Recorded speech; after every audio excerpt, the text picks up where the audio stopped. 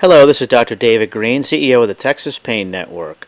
Today's topic is an overview of RSD and CRPS.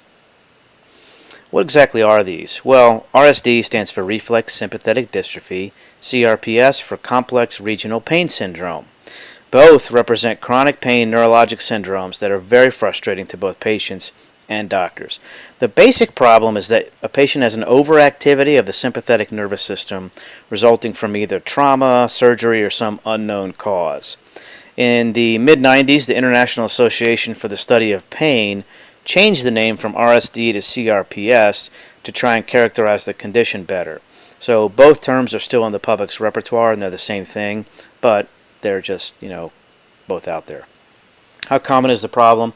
The total numbers are unclear, but somewhere between 5 and 12 million Americans suffer from the condition. 3/4 of those afflicted are female, and it's unclear why it occurs. We know there's overactivity of the autonomic nervous system, specifically the sympathetic part. The trigger, whether it's surgery, trauma, or something minor, sparks up the autonomic nervous system, and it just forgets to shut off. It just keeps on going.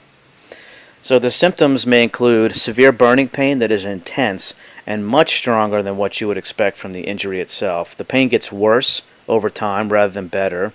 It starts at the point of injury, but it can actually spread to the whole leg or arm, and it may even go bilateral. Patients may have significant sweating, swelling in the affected tissues, extreme sensitivity to the affected area, maybe even like a sheet just brushing over can cause intense pain. There can be bone and skin changes, and then insomnia and emotional problems can result. So there's 3 stages. Stage 1 is 1 to 3 months, which involves the skin temperature changes, spasms, severe burning pain, hair and nail growth, it's faster than normal, and then start of some skin changes, blotchy pale, shiny, sweaty. Stage 2 is 3 to 6 months, and you can start to get more skin changes, the nails can crack, the pain continues to worsen, hair growth slows down, and then the patient can start getting weakening muscles and stiffening joints because it's very painful to use the joint. And then stage 3 is when this becomes irreversible. Patients get muscle wasting, entire arm or leg involvement, and then limb contractions where it hasn't been used much, it starts to get stiff, and then it just gets a contraction which is irreversible. So they're very hard conditions to cure, but it can be slowed and reversed significantly, and it may be a variety of treatments. Maybe physical therapy, medications, which may include narcotics, antidepressants, blood pressure medications, nonsteroidal anti-inflammatories, steroids, and neuropathic meds like Lyrica or Neurontin, and maybe even calcitonin. A lumbar sympathetic or a stellate ganglion nerve block, lumbar sympathetics for the lower extremity, stellates for the upper. It can be very effective. Surgical sympathectomy is when surgeon does that, takes out the sympathetic nerves. A spinal cord stimulator can be an excellent last resort option, or an intrathecal drug pump. So it depends on the timing as to how well the outcome turns out.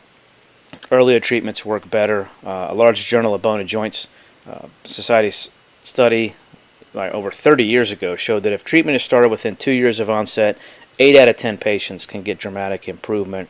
2 to 5 years, 70% still get dramatic improvement. But if it's older, over 5 years, only 10 to 20% see improvement with treatment. So the earlier the treatment, the better the outcome.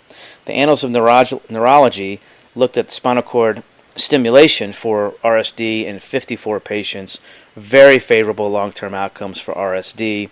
Minor complications, which are typical of spinal cord stimulation, maybe an infection, wound drainage, things like that. Nothing typically major. Spinal cord stimulation movement during motion was an issue back then, but the newer ones don't have this problem. Like when you're laying down to standing up, the newer ones actually are good at detecting motion and don't lose the effect. So for lumbar sympathetic block or stellate ganglion block, the anesthetic is injected into the stellate or lumbar sympathetic ganglia. It warms the skin immediately, so you know that it worked or was put into the right position. And pain relief may occur within a half an hour. It may last for days to weeks. So you may need several blocks, adding up to about 5, to permanently relieve symptoms or to relieve them for months at a time. And then if that works, but then you have to keep getting them, it may be necessary to get an operative sympathectomy. So RSD, CRPS, it's complicated, and there's a lot that we don't know, and there's a varied presentation. So combination, individualized treatment is typically best and leads to the most successful outcomes. The goal is to quite simply break the cycle of the sympathetic overactivity and therefore reduce the ongoing pain. The top pain management in Texas is through the Texas Pain Network. There are several clinics throughout the state, accepting over 50 insurances and providing over 25 treatment options. The board-certified award-winning doctors in the affiliated clinics have over a 90% average success rate. Visit us online at texaspainnetwork.net and then call us at 877-877-8556. I'm Dr. David Green with the Texas Pain Network. Your pain stops here.